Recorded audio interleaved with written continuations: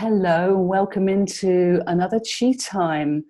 This time we've got a bit of TV going on as well as audio, and I'm absolutely, I was going to say thrilled, but actually there's a real calm serenity whenever I kind of connect in with Tiger Singleton. He really helps us to sort of breathe and steady and just be the love that we already are. And so it's an absolute joy to welcome Tiger back onto Chi Time. So hi there, Tiger. How are you doing? I'm doing well. Thank you so much for having me back on. This is great. Absolute pleasure. And we spoke a couple of years ago now. Our dear friend Maz put us in touch with each other. Wow. Was it a couple of years ago? Yeah, it was a while ago. Wow. That's amazing. Yeah. I think that was when you were just sort of coming out of the US, because that's where you're based, isn't it? Having said that, you've been quite a globetrotter this year and taking your satsangs around and Bali, Thailand. I mean, where are you at the moment? Well, right now I'm on the island of Kopangan in the south of Thailand. And I've been here for a month. Before that, I was in Cambodia for a while and Bali for a while. And then I'll be here for another month before I take off for Italy for a retreat that we have coming up. So where's home at the moment, Tiger? Oh, good God, I don't even know. This is the daunting question in my life right now. But I haven't been back. I was back in the States for a couple of weeks in August. But other than that, I've been away from quote unquote home for a year now. And it really feels like this past year, it feels like I've taken the year off. I really haven't done much sharing other than the whole Europe tour we did last year around this time. But other than that, and then the Bali retreat that we did, I just haven't been doing much. Haven't even been sharing much online, which is really amazing. I've been actually quite quiet. So yeah, which is not like you. Let's face it. Well, not like what you used to be like. So if we backtrack a little bit, so you didn't always used to do this, did you? You didn't used to run a haulage company or something. A what company? Trucks and. Oh yeah, a shipping brokerage Okay. that I was involved in for 8 years, and then shut that down and went on tour, and then bounced around from here to there, just checking places out, but just haven't really been inspired in that way to be external. I've been very, very internal. And it's been a disaster. It's been a liberation. It's been all of these things. But I'm really quite excited about it because I feel like it brings a new depth to the sharing, like a real deeper vulnerability, a real deeper humanness, that I'm really excited about going on this upcoming tour with. Because quite honestly, I can't even tell you how many times I've thought about just making the call and canceling the whole thing and just like retiring from sharing and just not doing it anymore. But it still seems like I'm going to be going. And so I'm excited to go from this new space, which feels so much more grounded, authentic, and relatable to the rawness of just the human experience. So what you're saying is that you're developing through this work. I mean, it's good God. Yeah. So you bring this in for all of us, but then you're also part of the whole process, and so this is where. Well, let me put it this way: the insight that I share comes from the absolute failure of my life, and so. And so to think that I'm sharing insight because it means I figured this shit out is to miss the point entirely. That in life has shown me this past year that, oh my God, I don't know what I'm doing. And that there is not an end to this constant contraction and expansion. And so in some ways, I could say that this past year has literally been the worst year of my life. But on the same coin, I feel such a deep liberation that's very raw and very, just very like just dirt and soil and mud and all of these things. which destroys everything that one hopes for, that one thought life was going to be or going to do, and all of these things. And so we all go through that. We all go through these cycles of where, oh, I figured it out. I'm happy. I'm excited. And then life comes along and rips it out from under your feet to show you that you don't know. And it can really destroy your world. Mm-hmm. And so, this ever changing cycle and process, it's constantly inviting the falling away of the facade, the pretense, the any ounce of falseness that might be there. Life is going to search that out. And that can be an incredibly painful process. Yeah, the expansion and contraction. I mean, we've got the Tao, the yin yang here. I mean, I'm constantly reminded of this when you're having a bit of a deep dive. It's an important part of the journey. And I was going to say, you don't do the deep dive because you know you're going to come up. You do the deep dive because you just are in it and it's what's happening.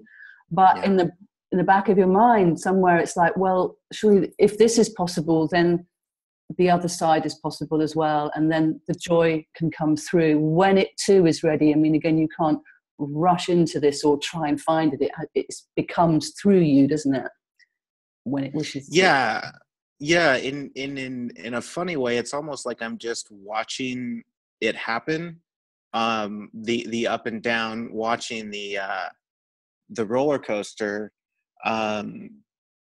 And all the while, I'm not intrinsically affected, but it's amazing the depth of realness that is felt.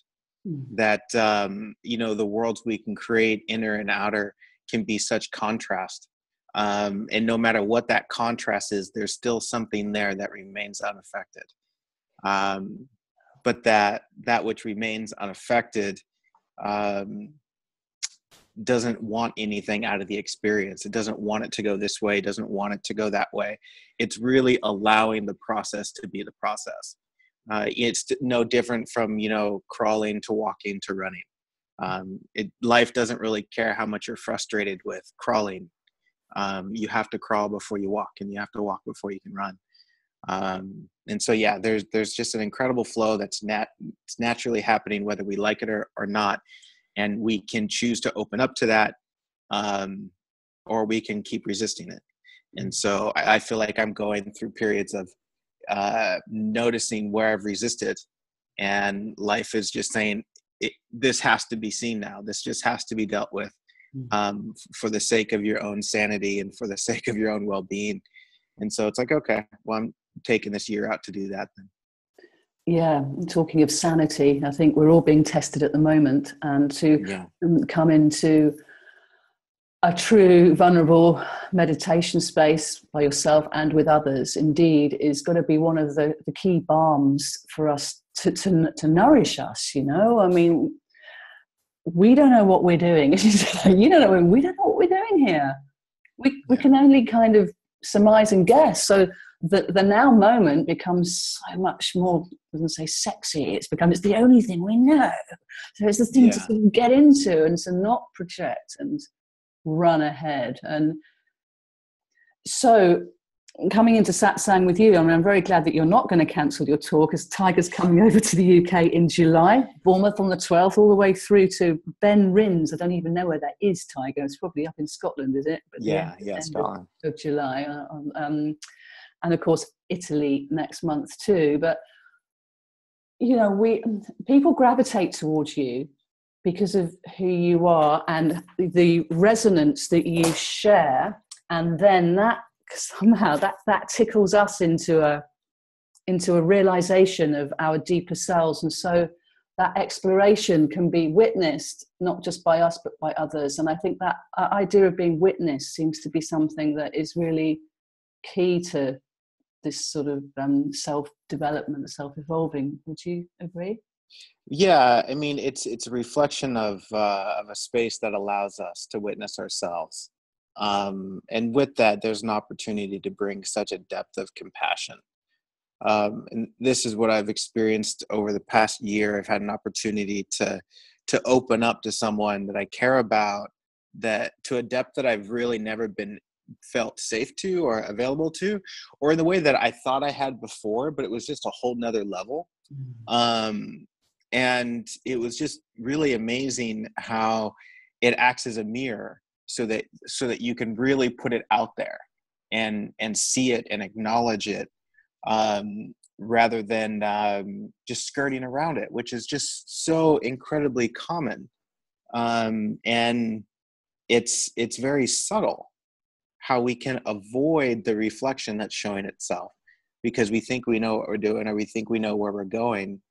And yet there's all these little signs that are constantly knocking at our door that is inviting a deeper sincerity. And so, yeah, being witnessed and creating such a space is really quite valuable.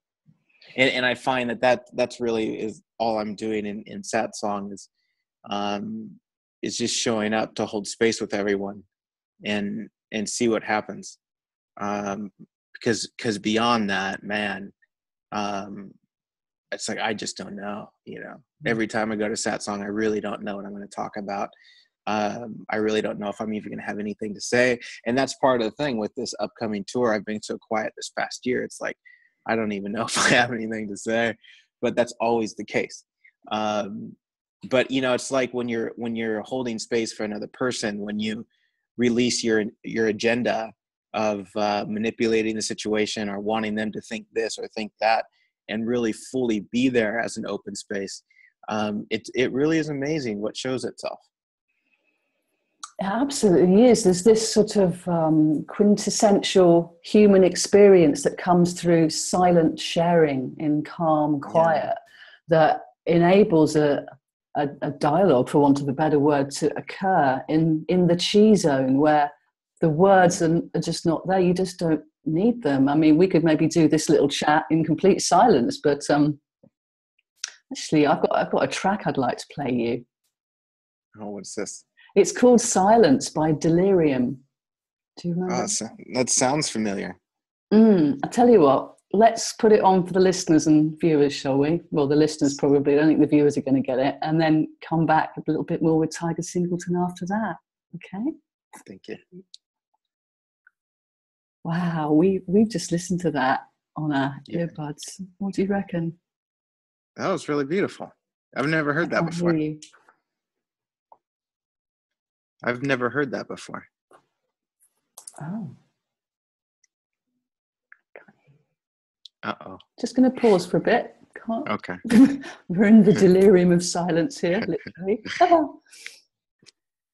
Well, we sorted that out. It was my headphones deciding to literally take the whole silence vibe to a whole nother level. Do you know that track?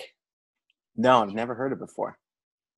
Oh, well, it's my utter honour to have introduced you to that. Thank you. Yeah, please, send me the name of that because I'll download that. That's great. Delirium Silence. So we were talking before that track about that sense of silence and how big it is, how big the quiet can be, and how we're, in our busy world, silence is not something that is revered and really brought in. It's quick, cover up the silence, in conversations, if there's a space. Terrified.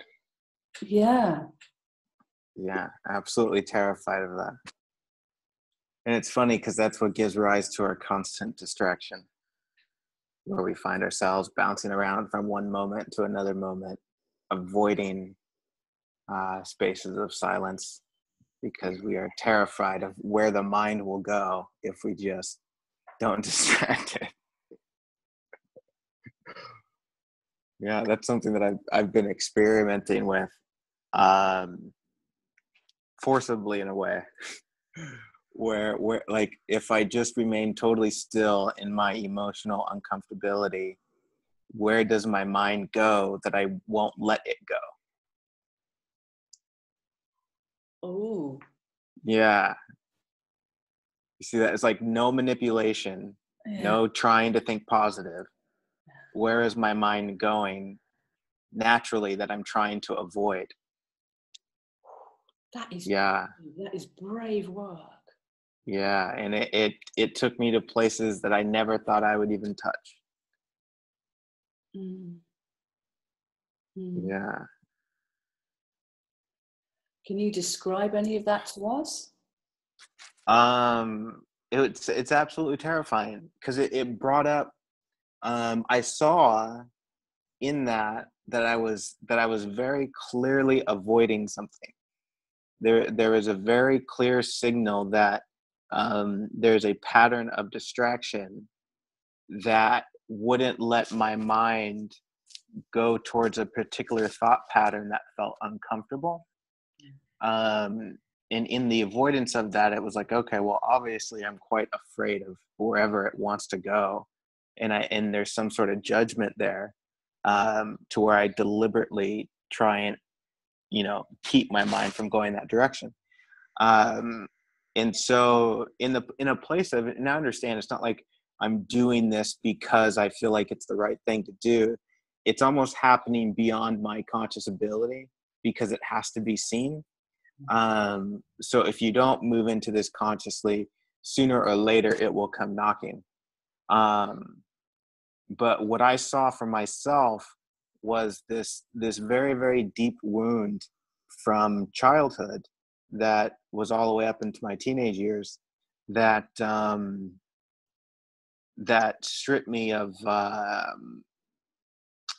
like any decency. And it exposed a tremendous layer, that's relative, layer of guilt, shame, inadequacy that was moving in my life, but I didn't know. And so it was brought to my attention because it needed to be seen. And it's absolutely terrifying, like in the way that I would lay in bed and I would verbally respond as if I was actually in pain. And it literally felt like my heart was just being stabbed over and over and over again. And just kind of like rolling around in my bed and feeling like it was the absolute end of everything. So terrifying. Mm. And that sort of recognition, especially the last couple months, man, has just been like surfacing on levels that I've never felt before. And so I'm really kind of at this point of, I can pretend like this isn't there and just go on and distract myself. But it was like, wait, that's what I've been doing, but not aware of it. And now I'm aware of it. So can I really keep doing that? No, I can't. This is the thing with conscious awareness. By the way, thank you so much for sharing that with us, Tiger. That when you become consciously aware, like you say, you can't ignore it anymore. It's like Yeah. As you say, you can put the layers back on, but they feel uncomfortable, don't they? Mm-hmm. And they're so far from any authenticity because you see now. You see you see that it is that. And so putting it back on, it's almost like you're not even putting back on the same thing because you see it that it's not it anymore. And so it can be very uncomfortable and all of these things. I would almost equate it to like a midlife crisis, where life just totally crumbles and you say, what the fuck? What is happening with who I think that I am? And so again, we can rebuild new identities and try and think ourselves positively in that direction. But from my experience, that's just not an option. There's literally nothing I can do about it. Well, no, it's interesting because you said rebuilding new identities, but my sense is that actually we go back, we uncover who we truly are. Yeah. It's not about rebuilding new. It's uncovering the truth that's really within them. Well, yeah, but the ego mind will fight for a new sense of identity. So like it's like you lose a job and you find a new job and you say, okay, well, I'll put all my faith in this job because this job is the answer now. The other job isn't because it went away. And so it's the egoic movement is to keep looking to the external world. When there's an actual like uncovering of all of the reliance on the external world. and all of the reliance on even our own ability to manipulate the physical world. It's like all of that just gets stripped from you. Yeah, you think when you get a new job, well, people define themselves by their job. You know, who are you? Oh, I work in the supermarket filling shelves or whatever. Or the other thing, defining yourself by your disease. You know. Yeah. Oh well, my this or my that. It's like, it's not yours. It's a visiting disorder that you're going to be. Yeah, well, it's kind of like a relationship. You know, we do that relationships a lot of the time. And yeah, and that's something that I've noticed for myself too. It's like, hey, wait a minute, what's actually going on here? Because the mind wants to think it's all these things out here, but it's not. There's something inside that's just begging for attention. And it's so prevalent, you know, like in the spiritual community, to really ignore that, to ignore the that child, you know, inside that is screaming for some sort of acknowledgement or recognition, to acknowledge the wound that's there, rather than intellectualizing your way around it. Yeah, definitely. I mean, that inner child work, I mean, I can share something with you here about a recent visit that I had. I went over to Austria to tidy up an old relationship, friendship. And my inner child was literally kicking and screaming, going, I don't want to go back, I don't want to go back. And I, you know, to honor her, I had to sort of find a way to manage that. And in meditation, or in, you know, when you can be kind to the aspect of you that's screaming, and you can be your own parent to the possibility. I mean, not always get it right all the time, but she's become a real barometer for me. And when I was out there, and it was all fine, it was all there's a lot of kindness and compassion and care, and it was more the fear of what could have happened, obviously from an old wound from childhood. It's like, no, this isn't going to happen again. You know, it was finding how to manage yourself in those situations, and how to love all aspects of yourself when they're kicking and screaming, or you know, throwing different shapes, or whatever. It's a tricky one to know, that you said earlier, that there's this sort of this unaffected side of us, this sort of place inside us that's not affected by anything, and I would suggest that that's the eternal self. Yeah, and there's no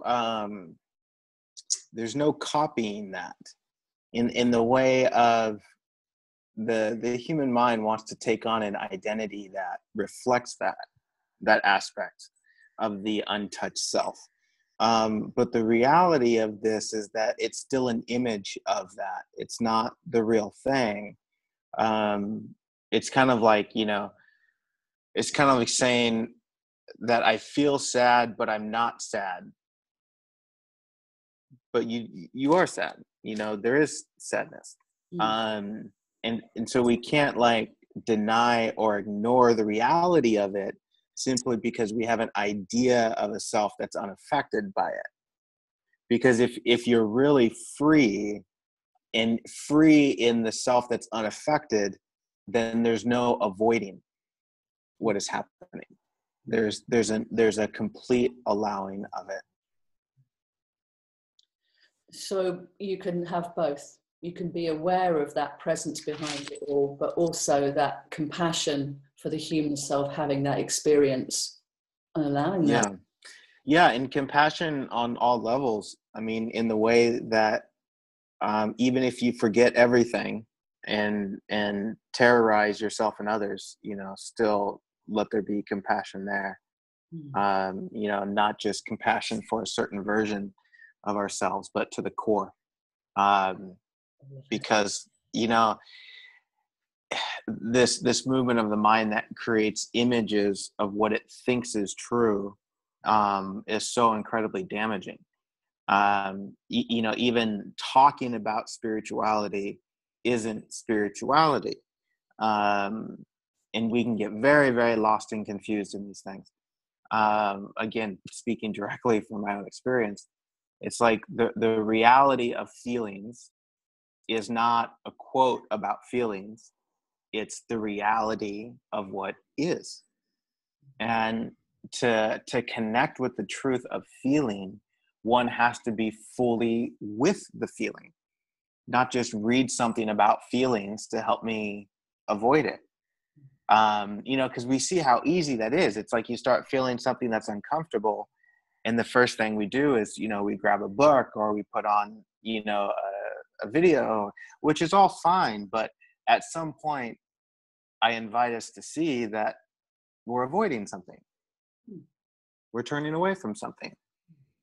And again, that gets in tricky waters, because spiritually speaking, we all want to feel good, and we all want to move toward whatever we think liberation or transcendence is, solely because, we want to get away from feeling bad. Because if you were really going in the direction of truth, you wouldn't be avoiding. You wouldn't be turning away.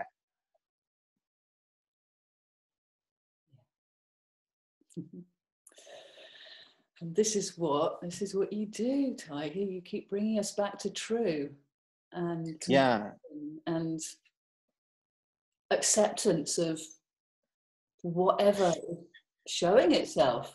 Yeah, I mean, because we can agree on one level that the point of being a human being, or what we enjoy, is being happy. And so even societally, we think happy is better than sad. But it seems like I can say with a degree of certainty that the truth doesn't care about your happiness. The truth cares about the truth. And that's put above anything. And so if the goal is to be happy, which is totally fine, does that come at the expense of what is sincerely moving? Because with what I'm experiencing, on one end I can say, yeah, the worst year of my life. But at the same time, I can see, oh my God, how amazing. Even though it's been a disaster. But the truth of it is even beyond my own ability to understand right now. I can just sense that it's so profound.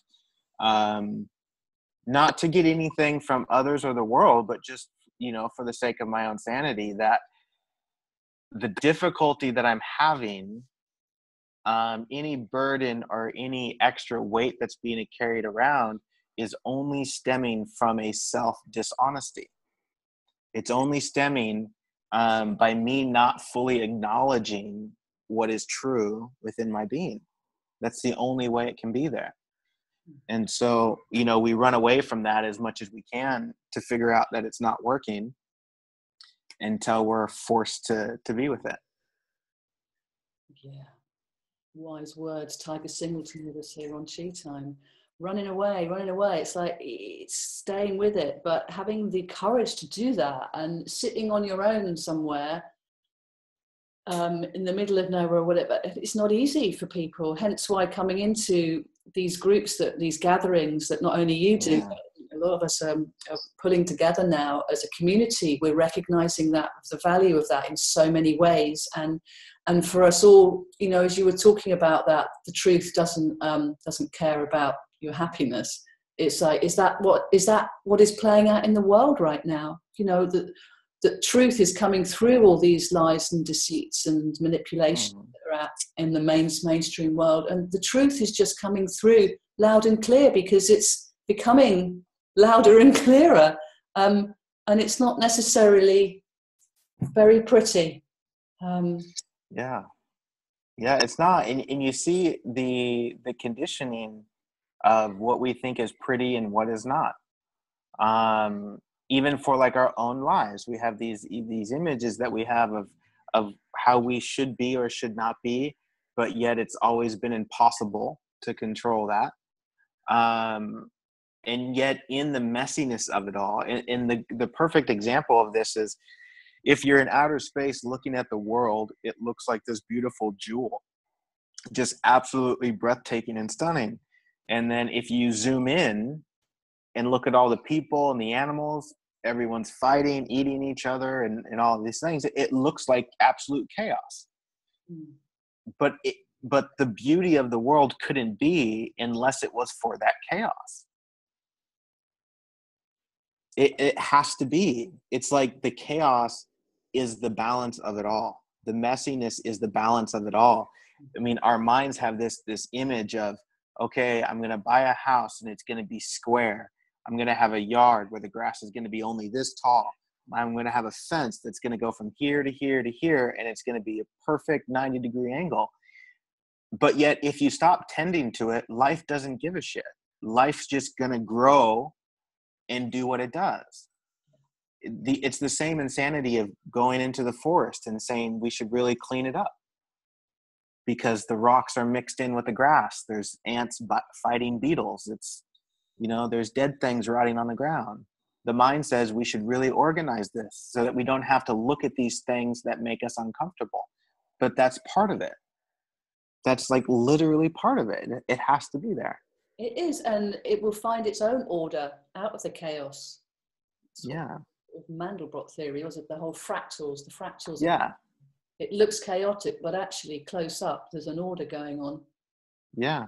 And it's not controlled. It's just a natural unfolding of what needs to occur. Exactly. And it's not, there's no punishment in it. There's no, you're doing it right or you're doing it wrong. It's just, this is what's happening. And I know for myself, for some reason, that's like the biggest thing to recognize is that this isn't an experience to determine one's value.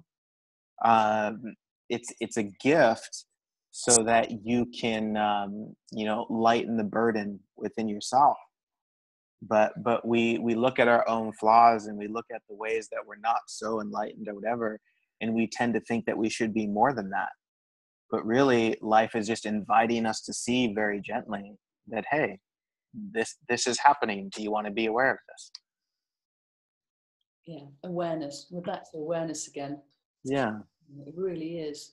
And this is what I gather is your life work, really, bringing the awareness through and having the courage and the compassion to face the difficulties, and from that comes the fun. Because I know, and we haven't done much laughing here. I remember the last interview we did, there's quite a lot of laughing. Well, it was a couple of years ago. Yeah. But you have just got such a wonderful smile and laugh, and that's very infectious and appealing as well. So it's remembering that is possible too, and I always feel that the with these opposites that we've really been talking about the whole of this interview, is that if you dive that deep, you've also got the potential to be able to be as broadly, widely joyful. You can be as high as you are deep. And I'm actually very fascinated with the middle point, the place in between. Yeah. Like where you can maybe just have that moment of solace until it'll tip either side again. But it's like the freedom to allow yourself to be fully happy and the freedom to allow yourself to be fully sad. There's not a right or wrong point within the spectrum. The middle ground is seeing the equality in them. It's not, oh, I'm starting to get happy, I better not, or I'm starting to get sad, I should come back to the middle. No, the freedom is in seeing the equality. That's the middle. It's like, okay, this is equal to this. And so I don't need to push and pull. I can ask myself, what's sincere? What's really happening? Not what do I want or think should be happening, but what's really happening. And that really allows us to get honest and in touch with the realness of ourselves, rather than the image of a happy person that we think we should be. Can we just get in touch with the realness of what's happening? And it's amazing how terrifying that actually is. I mean, as we talk about it, it can seem, oh, that sounds simple, but it's amazing the depth of, you can call it darkness, that is within us all, there to be explored. To have some light shone on it. And you certainly help us shine our light. So thank you, Tiger, for doing all that you do. And We could, it'd be lovely to chat with you forever, but I know that, you know, got other things to do, and let's be realistic, forever's a long time. And Yeah, you definitely get sick of me, I can promise you that. well, we probably need to go and sleep. But anyway, yeah, you are coming over. No, first of all, you're going to Italy for 9 days. Yeah, 9-day retreat, May 4th through the 12th. Whereabouts in Italy? It's 30 or 60 minutes outside of Rome. Okay. And so people fly into Rome, and then we get you to the retreat center. And that's just going to be a small, intimate group. And yeah, I mean, there's a plan and an agenda lined up. But what's going to happen is we're just going to get there and see. Wonderful. So that freedom, and that's such a joy, isn't it? To have a space that you can be in what it wants to show you, rather than having an itinerary. Right, we're going to do this, we're going to do this, we're going to do this. And, you know, with the work that I do, sharing Qigong and meditation, then I have a structure. And, Yeah. you know, the structure allows me to just kind of let go of it and be with what wants to come through, which is a real gift. So that's going to be great coming over to Italy. Yeah. Yeah, and I'll say also, if anyone's listening to this podcast and wants to go, if you send me a message referring to this podcast, I'll give you 20% off. Well, oh, thank you. Yeah, well, that's providing there's still space. But yeah, if you mention it and there's room, I'll give you 20% off. And for 9 days, I think the entry price is like $1,200. Okay. For 9 days, so like $1,000 or whatever. Okay. Oh, that's $1,200. Yeah. Yeah. Okay, that's great. Well, I tell you what, we're not going to advertise that on this show. People are going to have to listen all the way through. And Yeah. Which is really great. Thank you. But over here in the UK, which is where I am at the moment, we are getting excited about the summer and you coming over here and coming to conscious living events. Oh, look, I don't know if you've seen this. This is our latest piece of info. Oh, that's cool. There he is. Tiger doing his thing. Hang on, let me just put that on full screen. There we go. Tiger doing his thing. Yeah. So that's going to be on the 12th. In fact, you're the first date that we are your first date on that tour.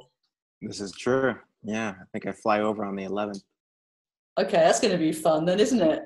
Yeah. It's going to be summertime. I can really feel those lovely vibes. And we've got a place that's got huge double doors so we can open up and be outside as well. And we're not very far from the cliff, the beach. So it's going to be a really lovely evening. So do head over to consciouslyvingevents.co.uk to find out more about that. But also the lovely Nikki Lowen is organising your UK tour. Big up to you, Nikki. Loving what you're doing. What a super. She is so sweet. I'm so excited to see her. Yeah. And so you're going to be in Plymouth on the 13th, which is actually where I'm going to be heading to for 4 months pretty shortly. So I might sort of come to that gig as well. I expect I'll bring Maz with me because, you know, I won't be able to Oh, yeah. away. And then you're going to be in London on the 15th and Berkhamsted on the 16th and Liverpool on the 17th and Congleton on the 18th and then up to Scotland, Edinburgh, 19th and 20th, Findhorn, 21, 22, and Ben Rins on the 23 to 27. That seems like a retreat there, yeah? It is, yeah. It's a little impromptu 3-day retreat. Fabulous. So there is a Facebook page, Tiger Singleton in the UK. So that's going to keep us all up to speed where this video is going to be placed. So you can listen in and all of that. And have you got any advice for listeners and viewers before we head to one of your tracks? Anything that you'd like to just really share with them right now? Yeah, advice is don't listen to what anyone tells you. Not even you. No, that is the worst decision ever. Because and again, I have to clarify that because I mean, there's naturally a different perspective for those who observe what I do, and then the perspective of me doing what I do. it's like the idea that I'm teaching somebody something scares me, because I feel like such a student myself, and that I'm just sharing what I see in relation to my own experience. And if that helps you, great, but it's not me. You know what I mean? It's like I'm just sharing what I'm seeing within myself, because I know as I see things in myself, it's like, man, I really don't want anyone to get the impression that I know for someone else. What I've learned from my own experience is that the only thing that I can trust is my own sincerity, because that's something that I can't bullshit life on. I can bullshit other people, but you can't bullshit life your own sincerity. And I find that that's the ultimate spiritual answer, is a willingness to be profoundly honest with yourself. And to, as you say, learn through sharing with others, but bring it back to your own internal compass, your own discernment. Does this make sense to my heart? Is this what really resonates with me or not? And I think that's the whole, because I've talked to you about gurus and teachers, we could go off on that, I expect. Yeah. Because it's really important, this self-empowerment of the individual, and not the guru worship thing and think someone's got all the answers for you. I think it's really dangerous practice. Yeah. And it turns into a business. And for myself, I mean, that's a point of conflict that I've been going through this past year, is I don't know if I'm so interested in that, in turning it into a business. Which, I mean, I understand, you can or you can't, but for me, I don't want it to be about that. I don't want to be that guy that has the answer, because I just know that I don't. I know it looks like it, but I know my own experience, because it's like when I share what the insight that I'm sharing, I don't have access to 4/7. It's like the shit that I've been going through the past 2 months. There's been no insight. There's been no access to understanding. There's just been a raw humanness that has to feel what's being felt. And so, but when I go and share and sit, it's a movement of life. It's not a movement of tiger. I'm just holding space, and that's what happens. I don't know how, I don't know why, but it's no different from someone being born that has a natural ability to play the piano, right? It's kind of like, oh, you listen to this person play the piano and you feel this sense of peace, awe, and wonder, and then you go up to the pianist and be like, you're the master of peace, you're the master of love. No, life is moving through him playing a song, and he's the instrument, but he's not the one that's creating what you're feeling. You're the one that's allowing yourself to be open to it, right? And so the person playing the piano, they can be in that space and embody a presence that skillfully plays the piano, but when they go home, it doesn't mean that it's going to continue being something. They're going to go home into the normalness of being a human being in everyday life. And that's the confusion that I think makes this thing way more difficult than it needs to be, is that we project a person that knows, and we want to know like them. And I don't buy into that, because again, I'm playing the same game that other teachers are playing, in the way of, I hear what people say about me, but yet I observe my own life, and I'm like, oh my God, if only you hung out with me for a day, you would see how not spiritual I am, in the way of being profoundly human, And so I think that's important to know, that there isn't like, it's like the conscious life design topic of most of the tour. You hear that and people think, oh yeah, I can consciously create a life that matches the image that I think I want. And it's not about that at all. It's recognizing that the design is already done. Everything is already perfectly in place. Now, can you open yourself up to that and see where that wants to go, rather than an image in your mind that's running away from insecurity, hoping it can get here because it doesn't want to look at this anymore. And so, yeah, I kind of rambled there a little bit, but it was important. Thank you. Well, it was Tiger rambling on teacher stuff. No, I'm totally with you on that. And it's different. It's a difficult conundrum, isn't it? How to make a business, or how, is it okay to bring money into what you do? And I mean, maybe that's another topic. Well, I mean, I think it totally is. I think it's totally fine. I just, for myself, and here's part of it. It's like, I have no, perceivably in the space I am in now, I have no control over any consistency in my life. In the way, like, it's like, okay, I'm doing this teaching thing or whatever. And so if that's a job that I need to put out this much content and I need to do this, and this, and get all my marketing ducks in a row, I'm sorry, I can't do any of that right now. That is so beyond the realm of my capacity to function as a human being. Well, I'm so refreshed to hear you say this, honestly, because I literally cannot do it. I cannot do it. And it's not just a spiritual thing. It's in many areas of my life. It's like, wow. It's like, you know what? In some responsible circles, the thing for me to do would be to go get a job right now. But at the same time, it's like, wow, I cannot physically even go in that direction. You know what I mean? It's like, exactly what how spot on this is what you're saying to me right now. Yeah. And if I create this image of, you know, I'm teaching and this is what it's going to become and all of this, then it's like I hold myself hostage to that. It's like that needs to happen in order to protect who I think that I am. But yet life keeps showing me that I don't even have control over my own output.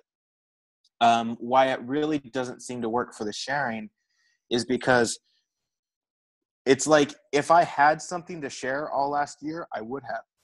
I just didn't, you know? And on a physical realm, the tour is going to suffer from that because I'm not promoting, I'm not building an audience, I'm not rallying the crowds together.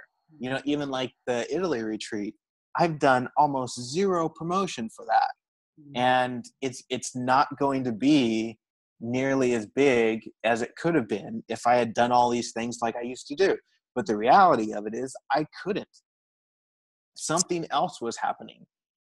Something much more profound was asking for my attention than me building on an idea of being a someone. And, you know, and whether that's the right or wrong thing to do, I don't know. I just know that's what happens. And so I don't want to force myself to share content when it doesn't feel authentic. Right.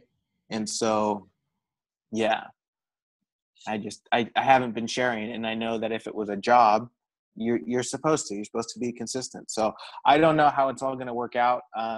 You know, after it'll ebb and flow. And that's the thing, is you're saying the job expects you to be consistent and do the bang, bang, bang. But sometimes you need to let go and be, and you know that it will come back. And just because of the way that you are, there's a natural attraction to the sort of people that will resonate with you.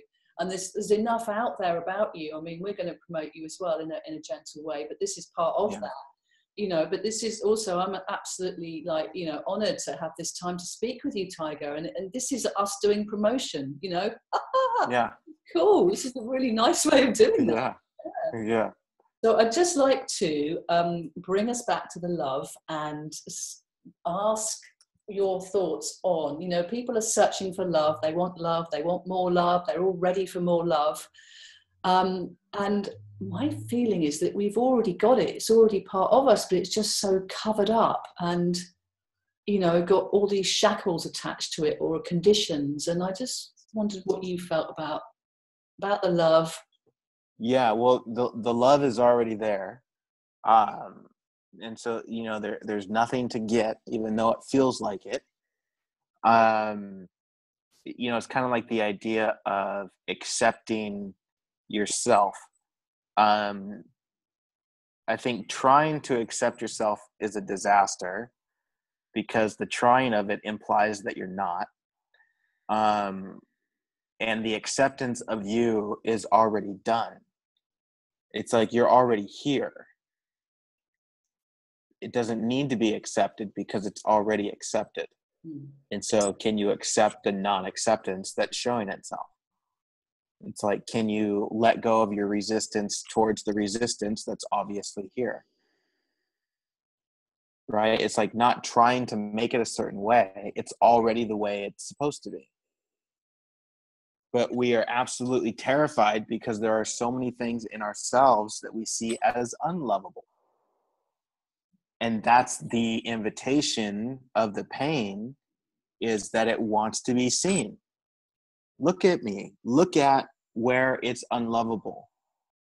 Look at what you're pushing away, what you're hiding from, what you think you've overcome, but you feel it knocking. There's all these things that are, that's the real work. Above whatever it is you think you're creating on the surface. That's a far distant second place compared to the work that's happening inside of you. And it doesn't matter if you reach 1 million people, but if you're avoiding something in yourself, it doesn't matter. It doesn't matter how many people you reach or touch. Yeah. So the love is already there, and it seems like I can promise that if you're willing to look where you're afraid to look, you will discover love. And man, I know how impossible that seems. And again, like talking about it seems easy, but I know there's people listening that are saying you don't understand how hard it is. But I do. I do, very, very much so. And in that, there's such a tremendous compassion for people in that space where it seems like this should be easy, but for some reason it's not. I feel you.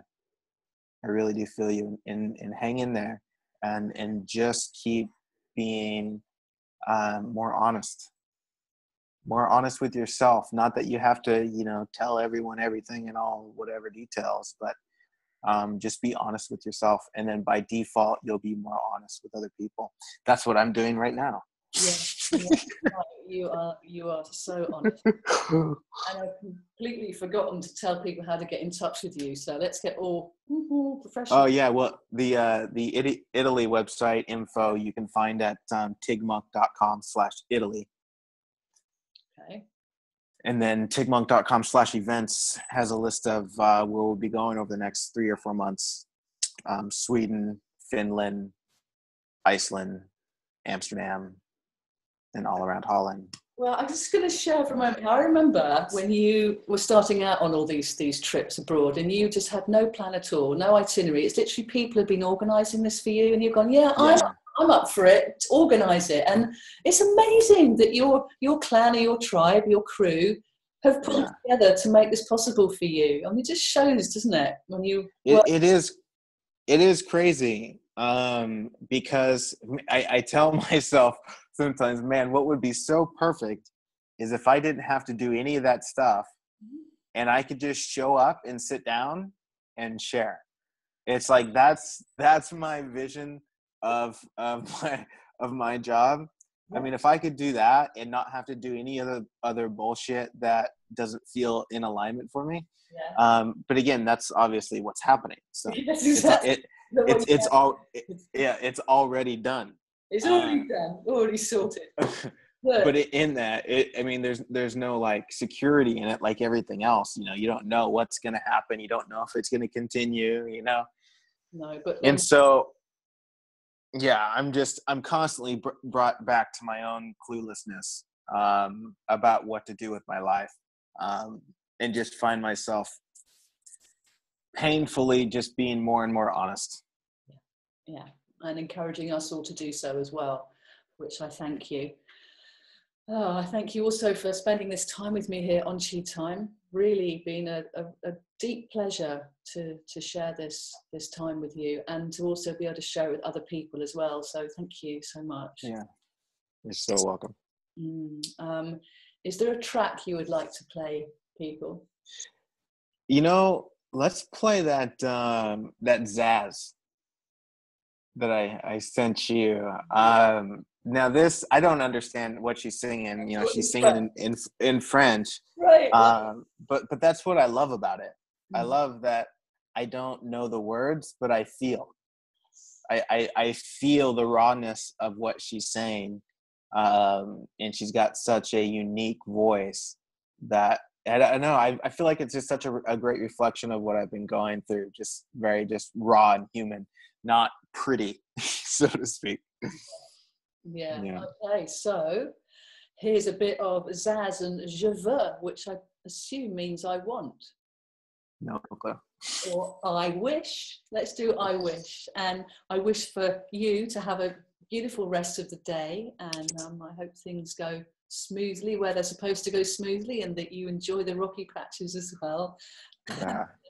In their own way. Enjoy is a bit of a strange word, but you know, and that people out there listening, if this has encouraged you to be a bit more braver and a bit more courageous, and to reach out to somebody like Tiger or people in your own community, you know, we're all in this together. We're all here to hold each other's hands walking home. And the more of that we can do, the better it's going to be for all of us. So yeah, keep your chi up, my friends. And see you on the next one. Aloha. Aloha. Ciao.